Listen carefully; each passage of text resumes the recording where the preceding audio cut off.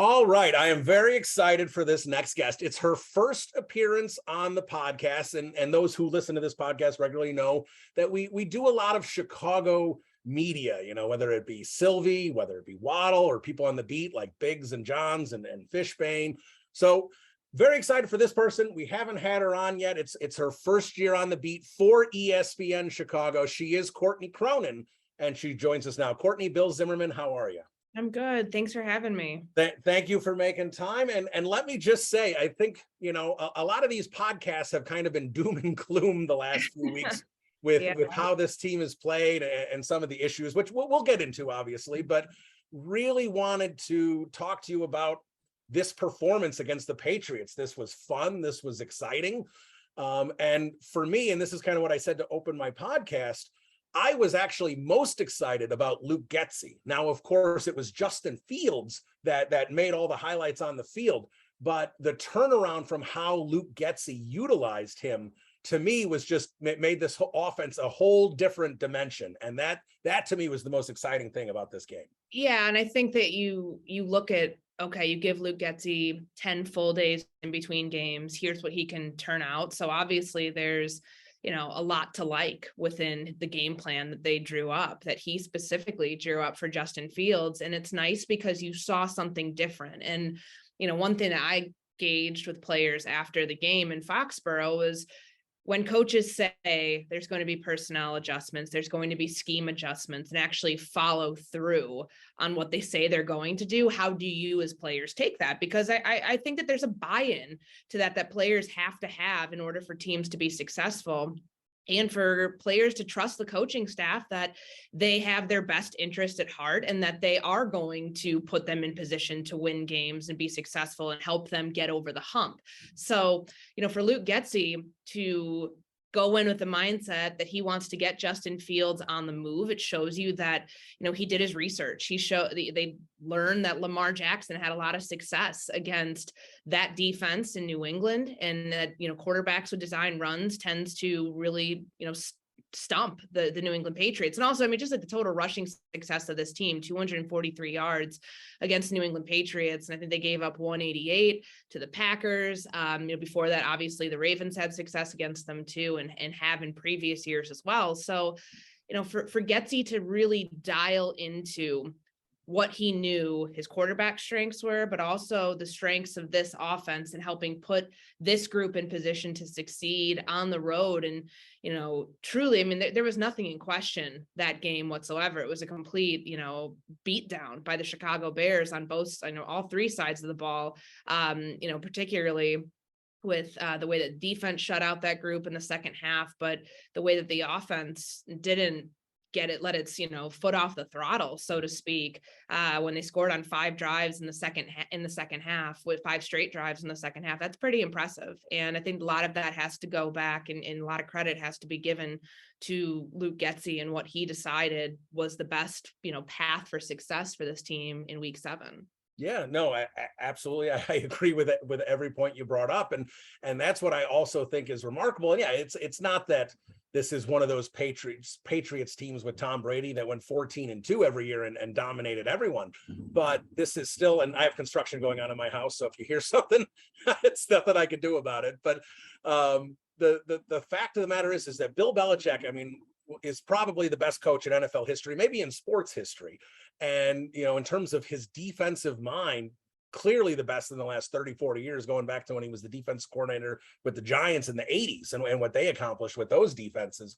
And the fact that Bill Belichick was, and not just on offense, in all stages, his coaching staff was out-coached thoroughly in every phase of this game by Matt Eberflus's team, and his coaching staff was remarkable to me, and was really a confidence booster, and I think a stepping stone for this coaching staff as a whole, from top to bottom, with what they were able to accomplish against what has been consistently the best coach team in football the last 20 years. Yeah, and I think that provides a confidence boost for the staff, because you have Matt Eberflus, who's a first-time head coach.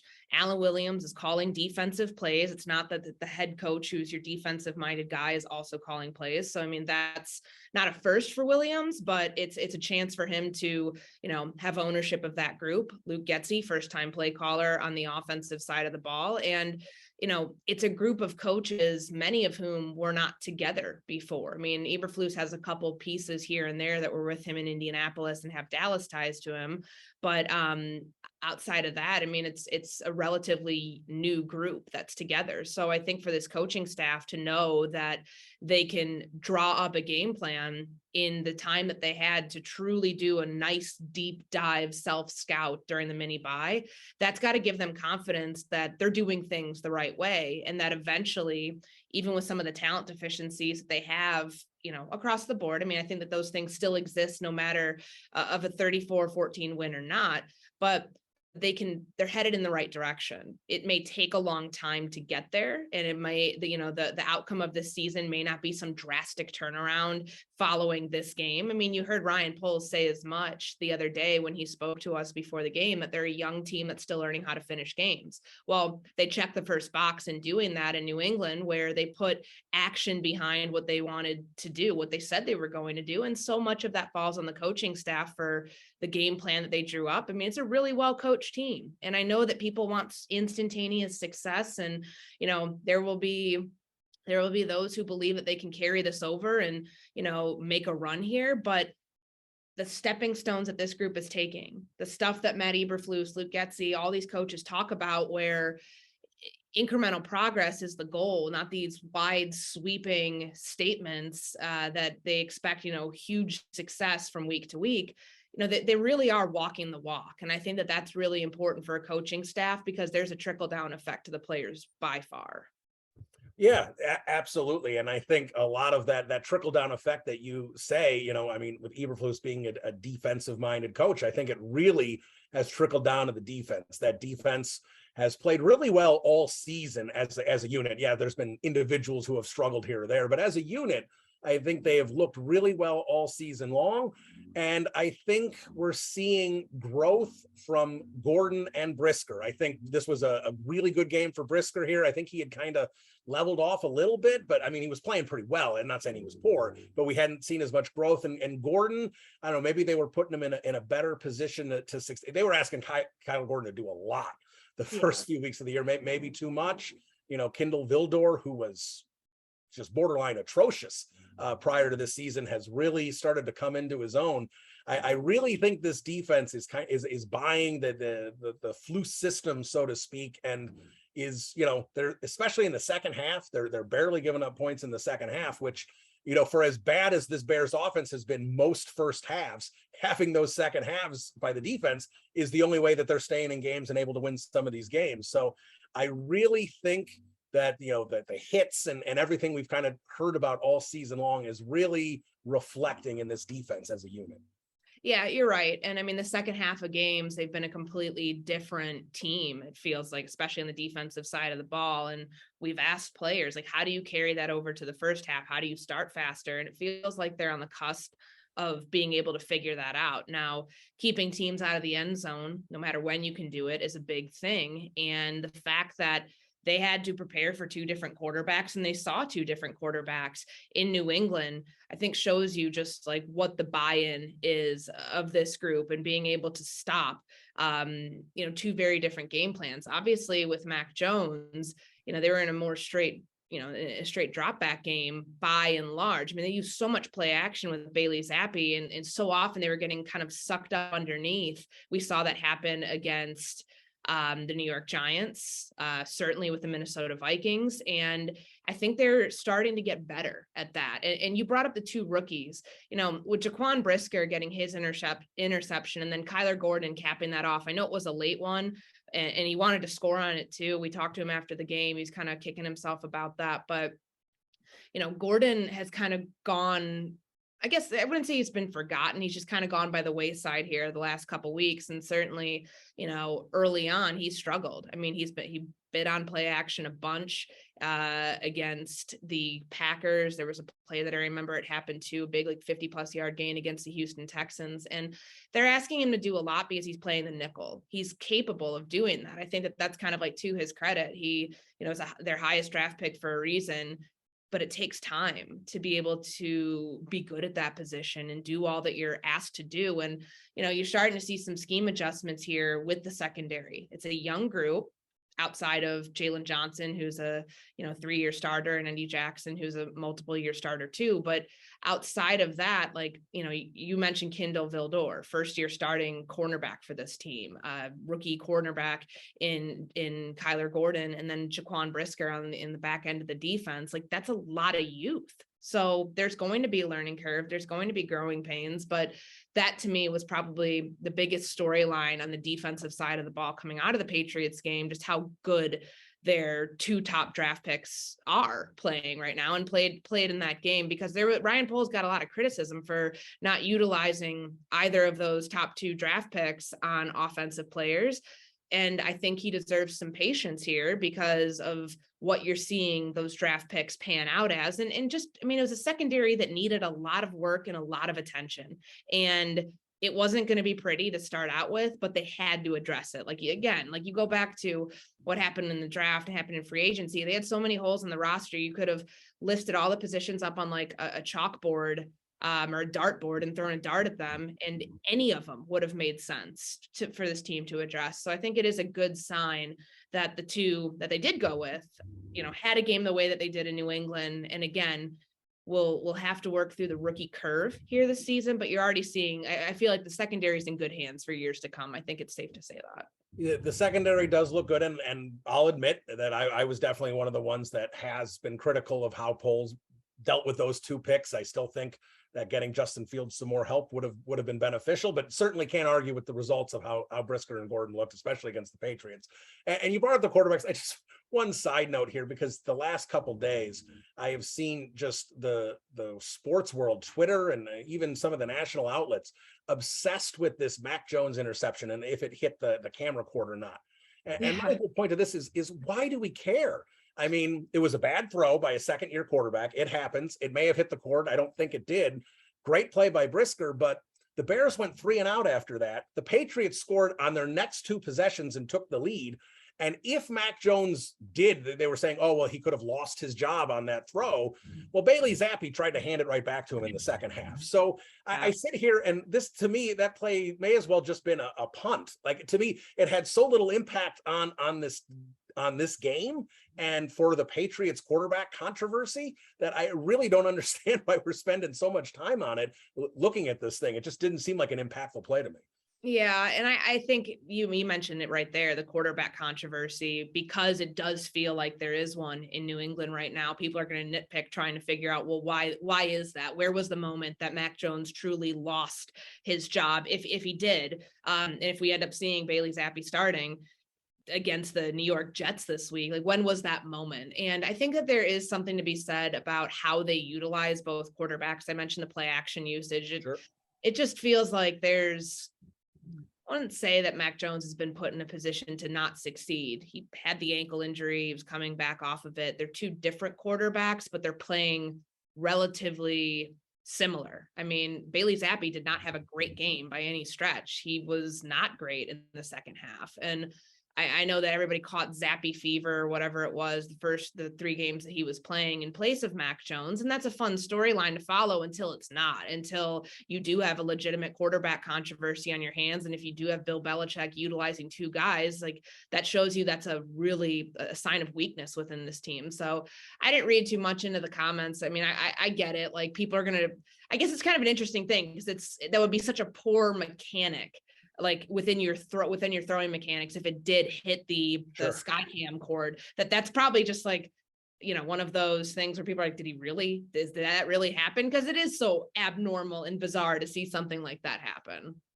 Yeah, no, it is. And I mean, it's gotten to the point where ESPN has put out a statement. So it just seems like it's something that that no one wants to let go. But I'm going to wrap up with here in the next few minutes, but I did want to ask you, obviously Fields' growth and Getsy growing with him, as we look forward to the rest of the season, these next 10 games is going to be the main focal point of this team. But, for the rest of the team, like as you're covering this team, what are you going to be looking for in terms of growth and improvement outside of Justin Fields? I mean, look, I know we all know this is a rebuilding team, but they are 3-4, a half game out of the playoffs. Is it a playoff? Is it wins, or is it just kind of the play and improve play? What as a reporter covering this team, what do you want to see besides Justin Fields' growth? What do you want to see from the rest of the team? Well, they're still the beginning stages. And I mean, they've gone a long time now. It's been since January that Ryan Poles and Matt Eberflus were hired, and they had a whole off season together. Like, they're still in the early stages of this rebuild. So what does that mean for the roster going forward? Like, I don't think playoffs should be the expectation at all, even though there is like a lot of parity within the NFL this year, more than we've seen in a long time. It's still a very young team. If they somehow got into the postseason, that's you can chalk this, no matter if they lost in the first round or not, like, this is just a complete hypothetical. That's way above expectation for where this group was. Justin Fields and his development and figuring out, because you're not going to have the full answer on him after the season. You just won't. But can he show you enough to show that he's worth building around next year? Because right now the Bears are in a spot that they don't have the answer yet. And he does have the backing, at least publicly, of the general manager, and his head coach and offensive coordinator have had his back throughout the first 7 weeks of the season.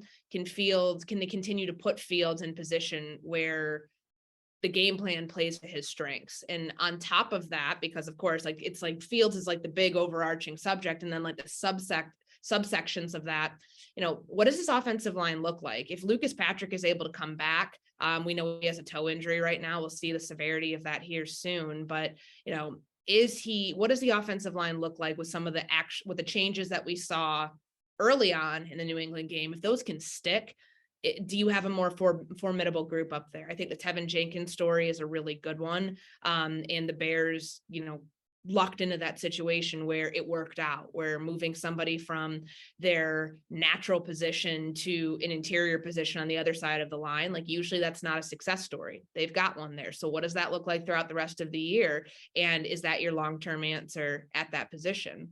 On top of that, I'll go back to the secondary, because that's a group where, Eddie Jackson has really turned around his career after kind of an up and down last 2 years. What does that look like for his future in Chicago beyond this year?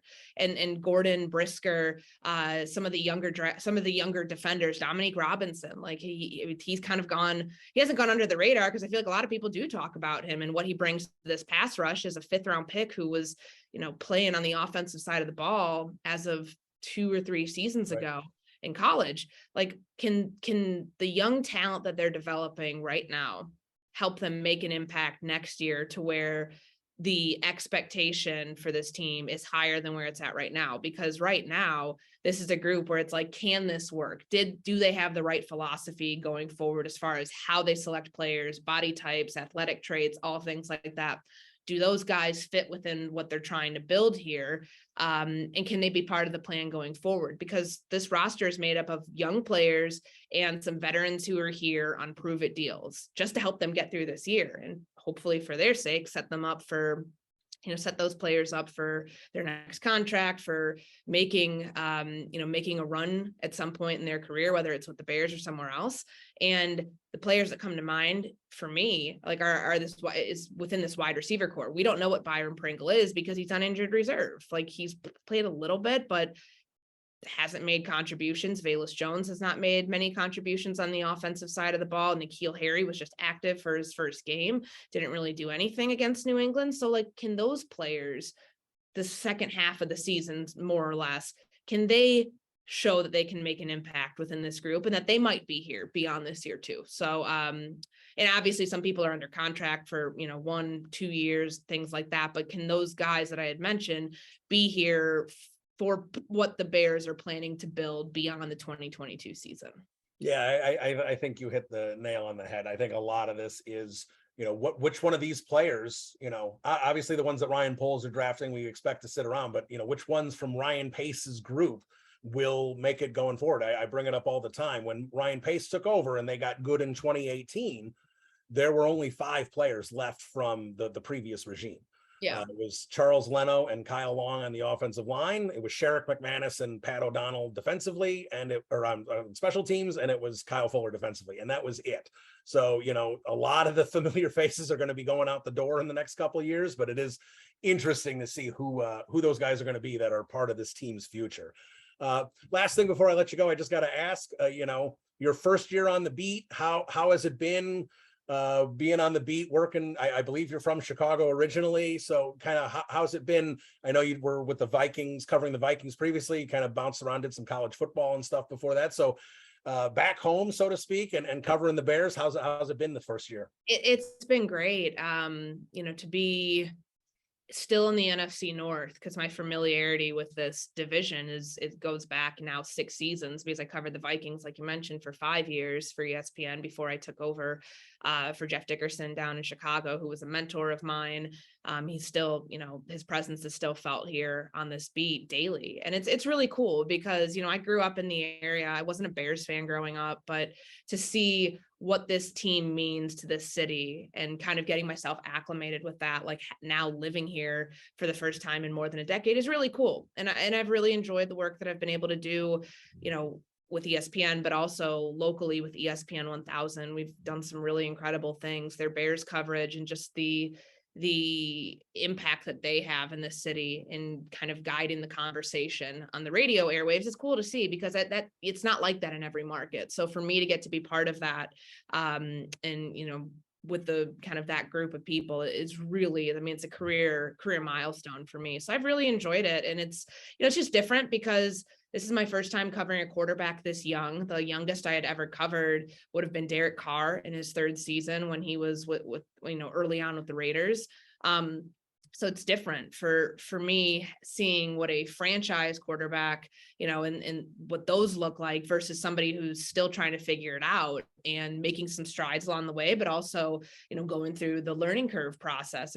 That's completely different. And to see, will it pan out? Will it not? Like, that's the big open-ended question that we're all trying to answer here. And I think we all know that it doesn't come after this season, but it's something that you are constantly checking in on to see what progress is made and where more progress needs to be made.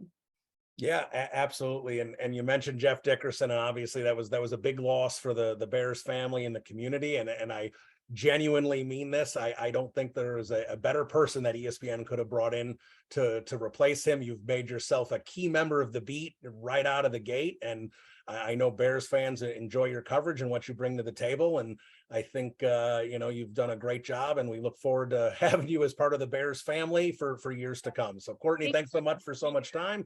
Really appreciate it. And we'll hopefully talk to you again soon. For sure. Thanks, Bill. I appreciate it.